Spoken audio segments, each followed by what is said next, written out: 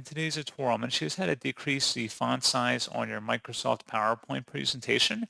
So this should hopefully be a pretty straightforward process here, guys. And without further ado, let's go ahead and jump straight into it.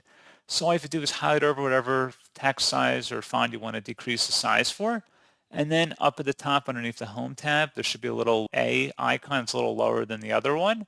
Select the one on the right to decrease the font size, and that'll make it larger or smaller depending on your preference. You can also select the font size from this list right here in the drop-down, and you can just manually select one or bigger or smaller.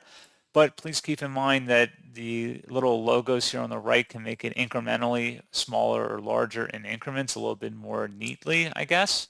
And you can also achieve this by selecting the Control, Shift, and left arrow key in order to decrease font size if you want to use the keyboard shortcut for that.